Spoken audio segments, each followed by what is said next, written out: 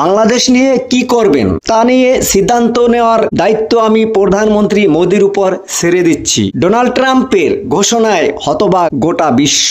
শুরু করছি এই মুহূর্তে ভারত বাংলা 24। ভারত বাংলা 24-এ আপনাদের সবাইকে স্বাগত জানাই। তবে সবার আগে আপনার এই ভারত বাংলা 24 চ্যানেলটিকে লাইক ও সাবস্ক্রাইব করে অন্যদের পাশে থাকার সুযোগ করে দিন। প্রধানমন্ত্রী নরেন্দ্র মোদী 2 দিনের সফরে আমেরিকায় ছিলেন।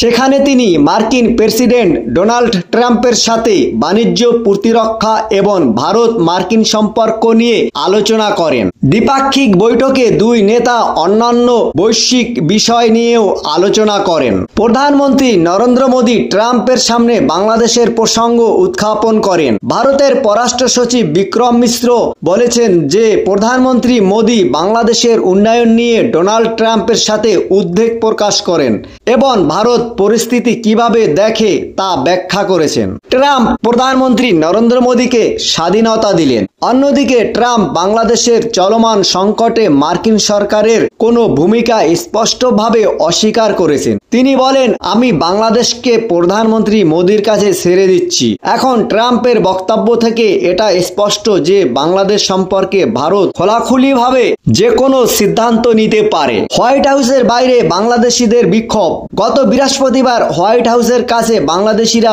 বিশাল বিক্ষোভ করেন। বিক্ষোভকারীরা মোহাম্মদ ইউনূসের অসাংবিধানিক শাসনের অবসান দাবি করে। আওয়ামী লীগ এবং এর সহযোগী সংগঠনগুলি এই বিক্ষোভের আয়োজন করেছিলেন। বিক্ষোভকারীরা সংখ্যালঘুদের সুরক্ষার দাবি জানান। বাংলাদেশের জনসংখ্যার 8% হিন্দু, কিন্তু শেখ হাসিনা দেশ ছেড়ে যাওয়ার পর মৌলবাদীরা ক্রমাগত হিন্দুদের লক্ষ্য করে আক্রমণ চালাচ্ছে। এবারে আসি শেখ হাসিনার প্রত্যাপন দ্বিপাক্ষিক বিষয়ে। বাংলাদেশ ভারতের কাছ থেকে শেখ হাসিনার প্রত্যাপনের দাবি করে আসছিল। জাতিসংঘ জানিয়েছে যে বাংলাদেশের প্রাক্তন প্রধানমন্ত্রী শেখ হাসিনার প্রত্যাপন একটি দ্বিপাক্ষিক বিষয়। জেনেভায় জাতিসংঘের মানবাধিকার অফিস একটি প্রতিবেদন প্রকাশ করেছে।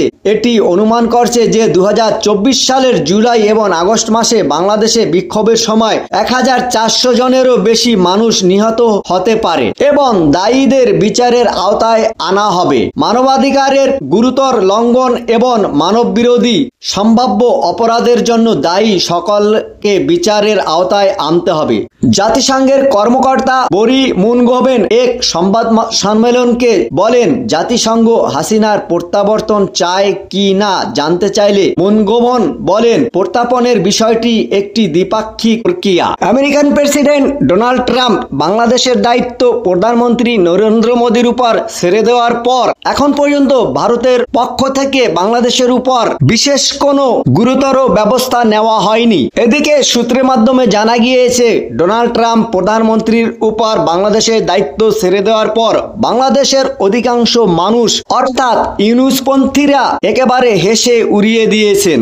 মার্কিন প্রেসিডেন্ট ডোনাল্ড ট্রাম্প ক্ষমতায় আসার পরই বাংলাদেশকে দেওয়া সম্পূর্ণ সাহায্য খুব দ্রুতভাবে তিনি বন্ধ করে দেন। যদিও আমেরিকা থেকে বাংলাদেশে যত সাহায্য আসে তার চেয়েও ভারত থেকে বেশি সাহায্য বাংলাদেশে যায়। বাংলাদেশ বরাবরই 1971 সালের পর থেকে ভারত থেকে অনেক সুবিধা পেয়ে এসেছিল, যা পৃথিবীর অন্য কোনো দেশ থেকে বাংলাদেশ আজ পর্যন্ত আশা করতে পারেননি। তাহলে প্রধানমন্ত্রী নরেন্দ্র মোদী এবার কি সেই আমেরিকার পথেই হাঁটবে? যদি বাংলাদেশে আমদানি এবং রপ্তানি দুটোই বন্ধ করে দেওয়া হয় তাহলে একটি বড় রকমের যুদ্ধের মুহূর্তে পড়ে যাবে বাংলাদেশের জনগণ। কেননা এটি একটি আমদানি রপ্তানি ব্যবসা বন্ধ করে দিলে যুদ্ধের চেয়ে ভয়ঙ্কর পরিণতি হতে পারে বাংলাদেশের জন্য। কেননা আমদানি রপ্তানি ট্রান্সপোর্ট সার্ভিস হলো যুদ্ধের একমাত্র পন্থা। এই আমদানি রপ্তানি ব্যবসা বন্ধ করে দেওয়া হলে তাহলে বাংলাদেশের মধ্যে